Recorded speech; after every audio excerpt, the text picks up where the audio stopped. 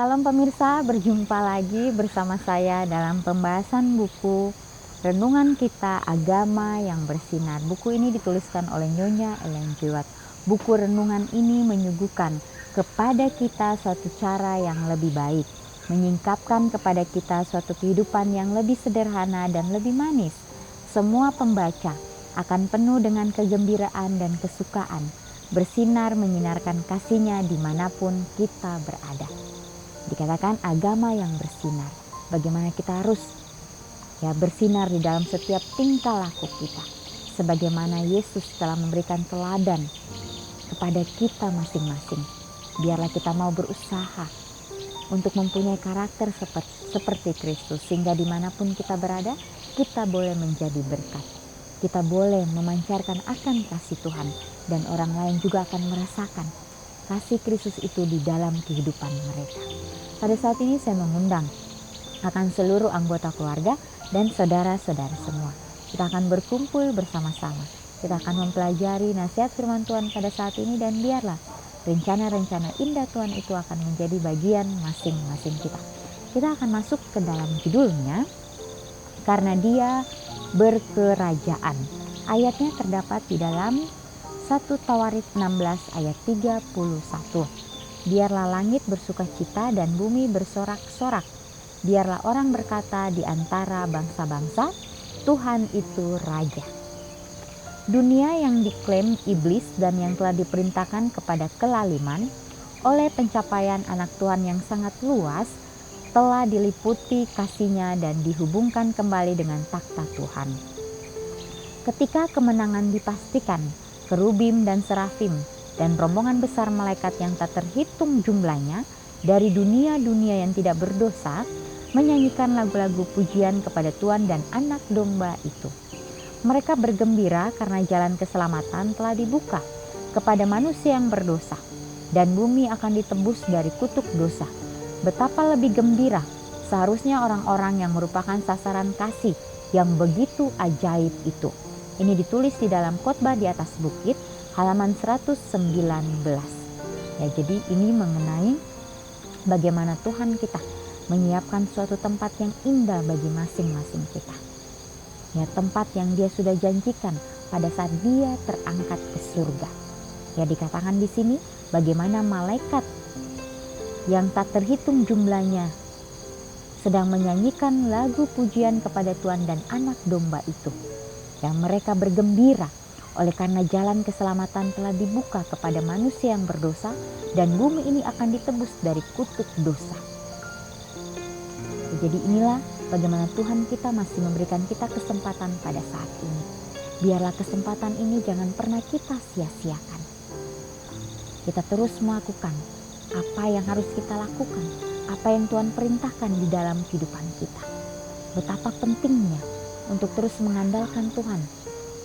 Karena di sini dikatakan telah diliputi kasih-Nya dan dihubungkan kembali kepada takhta Tuhan ketika kemenangan dipastikan. Jadi suatu kemenangan pada akhirnya akan muncul. Inilah bagaimana Tuhan kita memberikan kita satu pengharapan bagi masing-masing kita. Sehingga kesempatan yang Dia berikan ini kita boleh lakukan. Kita boleh laksanakan sesuai dengan kehendak-Nya. Dikatakan betapa lebih gembira seharusnya orang-orang yang merupakan sasaran kasih yang begitu ajaib.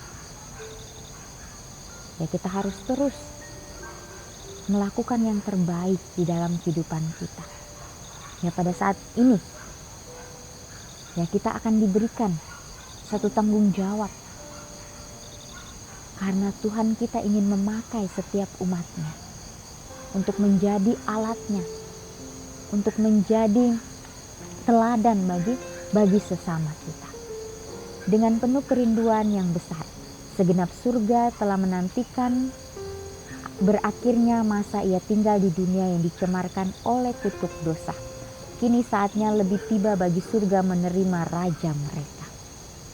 Jadi pada saat Tuhan terangkat ke surga, disitulah malaikat-malaikat begitu bergembira. Mereka bersorak-sorai dengan puji-pujian. Karena kemenangan itu Yesus dapatkan di dalam kehidupannya. Ya begitu pula Yesus sebagai pengantara kita kepada Bapa di surga, memberikan kita kesempatan. Ya karena kita sudah tahu betapa banyak tanda-tanda yang mungkin kita sudah lihat, kita sudah alami, kita sudah dengar di dalam kehidupan kita. Itulah waktunya sudah sangat singkat. Ya kita harus terus menanyakan kepada Tuhan kita, Tuhan, apa yang harus saya lakukan Tuhan? Saya tidak sanggup melakukan ini sendirian. Bantu saya Tuhan untuk melakukan yang terbaik di dalam kehidupan saya. Sehingga kita pun dapat mengambil bagian di dalam kesempatan yang Tuhan berikan pada saat ini. Dengan kegembiraan yang tidak terhikiskan, penghulu dunia dan penguasa dan kuasa mengakui keunggulan putra kehidupan. Nyanyian kemenangan berpadu dengan musik dari kecapi malaikat, sampai surga tampaknya meluap dengan kegembiraan dan puji-pujian. Kasih telah menang, yang hilang sudah didapat kembali. Surga bergema dengan suara dalam nada yang tinggi memasyurkan. Bagi Dia yang duduk di atas takhta dan bagi Anak Domba adalah puji-pujian dan hormat dan kemuliaan dan kuasa sampai selama-lamanya.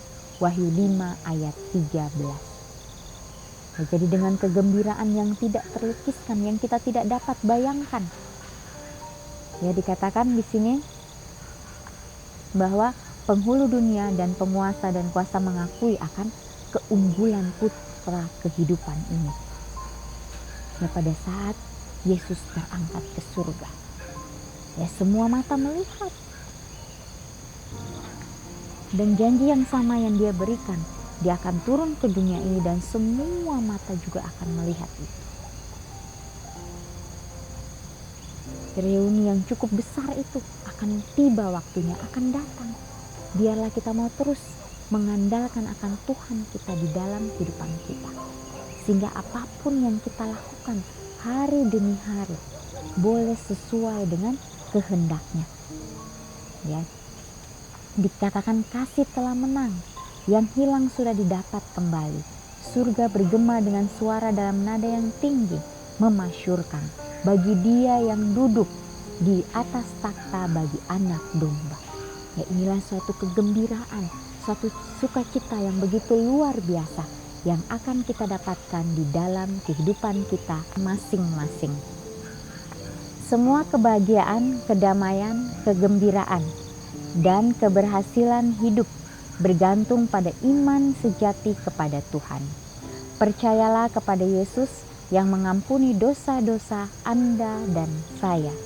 Seorang yang menghendaki kita bahagia di dalam rumah yang telah disediakan bagi kita. Ia mau kita hidup dalam hadiratnya, memiliki hidup kekal dan mahkota kemuliaan. Amanat kepada orang muda halaman 516. Ya, jadi semua kebahagiaan, kedamaian dan kegembiraan dan keberhasilan hidup itu bergantung pada iman sejati kepada Tuhan. Percayalah kepada Yesus yang telah mengampuni dosa-dosa kita. Jadi Yesus sudah merelakan dirinya untuk datang ke dunia ini, untuk menjadi teladan bagi masing-masing kita.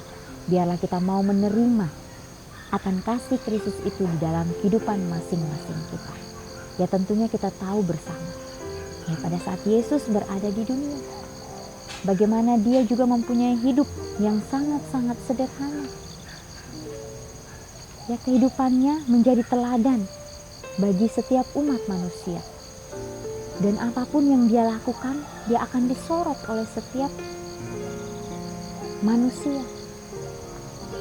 Sehingga pada saat Dia melakukan setiap pekerjaannya, Dia lakukan dengan begitu teliti. Dia lakukan dengan begitu sempurna. Ya karena Dia tahu teladan yang Dia berikan ini, kalau ada sesuatu yang salah berarti dia akan gagal. Karena Yesus tahu misinya untuk datang ke dunia ini, untuk menjadi keselamatan bagi setiap umat manusia. Ya, pada saat dia melakukan pekerjaan-pekerjaannya di bengkel pertukang kayuan ayahnya, disitulah dia bekerja. Dia melakukan segala sesuatunya dengan sempurna. Dan disitulah dia dapat melatih kehidupannya untuk tetap mempunyai pengendalian diri. Ya, sehingga dia tidak tergoda dengan hal-hal yang dapat menjatuhkan kehidupannya. Ya, betapa seringnya Yesus pergi di suatu tempat yang sunyi, di alam terbuka. Disitulah dia menyampaikan keluh kesahnya kepada Bapaknya. Sehingga kembali lagi Bapaknya memberikan dia suatu semangat yang baru. Memberikan dia suatu hal yang baru dalam kehidupannya.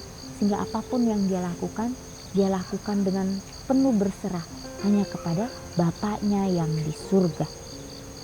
Ya, di sini juga dikatakan keluarga di surga dan keluarga di bumi satu adanya. Ya, bagi kitalah Tuhan kita naik dan bagi kitalah Ia hidup. Ya, jadi inilah ya betapa pentingnya nasihat firman Tuhan yang sudah kita pelajari saat ini. Ya, dari peristiwa kegembiraan surga itu, kembalilah kita di bumi gema perkataan Kristus sendiri yang ajaib itu. Aku akan pergi kepada Bapakku dan Bapakmu, kepada Tuhanku dan Tuhanmu. Ini ditulis dalam Yohanes 20 ayat 17. Ya, biarlah kita mau terus datang kepada Tuhan, meminta akan tuntunannya untuk menjadi bagian masing-masing kita.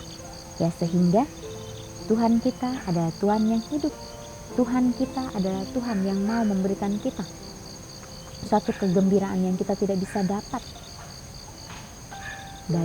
dari situasi apapun di dalam kehidupan kita.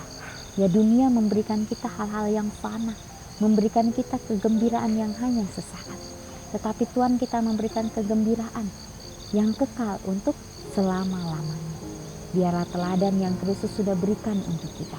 Kita mau pelajari dalam kehidupan kita setiap harinya. Ya, karena dia sudah mati di atas kayu salib. Sudah mengorbankan dirinya untuk masing-masing kita. Ya, biarlah kesempatan demi kesempatan yang dia masih berikan pada saat ini, kita dapat pergunakan dengan sebaik-baiknya. Sehingga dimanapun kita berada, kita boleh menjadi berkat. Kita boleh menjadi pembawa-pembawa damai itu. Ya, pada saat kita ingin melakukan sesuatu, kita ingin mengerjakan sesuatu, biarlah kita kembali mengingat nasihat firman Tuhan ini. Sehingga kita terus mengandalkan akan Bapa kita yang di surga. Kalau kita mengandalkan diri kita, maka kita akan lekas jatuh. Kita lemah, kita manusia yang lemah, kita tidak sanggup melakukan itu tanpa pertolongan Tuhan. Ya, dan biarlah hari ini kita boleh mengambil komitmen kita masing-masing. Komitmen yang sudah kita jalankan itu biarlah kita dapat doakan terus-menerus. Ya, karena kita hidup di detik-detik kedatangan Tuhan. Ya, setan bekerja keras, dia akan menggempur kita dari berbagai sisi. Kalau kita membuka celah sedikit, maka dia akan masuk dan dia akan mengacaukan semuanya. Biarlah kita mau terus mengandalkan akan Tuhan kita yang ada di surga. Ya, karena dia sudah memberikan nyawanya untuk kita. Jangan pernah kita sia-siakan, tapi biarlah kita terus yang mengingat akan pengorbanan Kristus di atas kayu salib itu. Ya, karena kita tahu bersama, ya, dunia ini begitu kejam. Segala sesuatunya berjalan tanpa kita sadari. Ya, jangan sampai kita dinina-bobokan oleh si jahat, sehingga kita tidak berwaspada, sehingga kita tidak berjaga-jaga. Pada saat waktunya tiba, disitulah kita akan merasakan bahwa Tuhan betapa tidak berdayanya diri kita tanpa pertolongan Dia. Ya, karena di sini dikatakan agama yang bersinar. Biarlah karakter kita boleh bersinar kepada setiap umat-umat Tuhan dimanapun kita berada. Ya, karena betapa pentingnya untuk menghidupkan kehidupan yang sederhana. Ya, sehingga kita dapat menciptakan suatu hal yang harmonis di dalam kehidupan kita. Ya, karena Yesus sudah menjadi teladan kita. Biarlah kita mau terus menerima akan kasih-Nya di dalam kehidupan kita. Ya, mungkin kita merasa bahwa kita tidak sanggup. kita merasa bahwa kita lemah. Ya, kita sudah baca, kita sudah dengar bahwa rasul-rasul di zaman dahulu mereka juga tidak mempunyai kelebihan, banyak kelemahan di dalam kehidupan mereka. Tetapi bagaimana penyerahan sepenuhnya mereka berikan kepada Tuhan, sehingga mereka dapat dipakai, sehingga mereka dapat menyampaikan akan kabar sukacita itu. Walaupun penganiayaan mereka hadapi, tapi mereka tahu penganiayaan itu akan membawa mereka kepada kehidupan yang kekal. Mereka tahu, mereka sudah mengerti misi daripada Kristus. Ya, karena Yesus sudah mati di atas kayu salib dan dia sudah terangkat ke surga, dan janji diberikannya Roh Kudus itu kepada mereka menjadi bagian mereka, sehingga mereka dapat menyampaikan akan kabar keselamatan itu kepada setiap orang. Di sini juga dikatakan, ya, keluarga di surga dan keluarga di bumi satu adanya. Ya, jadi betapa pentingnya untuk kita bekerja sama dengan Tuhan kita. Disitulah kita akan merasakan ya bahwa penyertaan Tuhan itu akan menjadi bagian kita. Karena kita sudah mengetahui tanda-tanda itu. Ya, kita harus terus berjaga-jaga, harus terus berwaspada. Apapun yang kita alami, biarlah kita selalu mengandalkan Tuhan kita, karena kita tidak bisa mengandalkan diri kita. Biarlah kita terus melangkah ke dalam jalan kebenaran Tuhan. Dan hal yang sungguh luar biasa Tuhan akan berikan bagi masing-masing kita. Ya pemirsa, inilah nasihat firman Tuhan pada saat ini. Biarlah dimanapun kita berada, kita boleh terus bersinar, melakukan yang terbaik untuk Tuhan kita. Selalu menciptakan karakter yang baik kepada setiap orang, sehingga mereka juga akan merasakan kasih Kristus di dalam kehidupan mereka masing-masing. Kita akan berjumpa lagi di kesempatan yang berikutnya, dan Tuhan memberkati.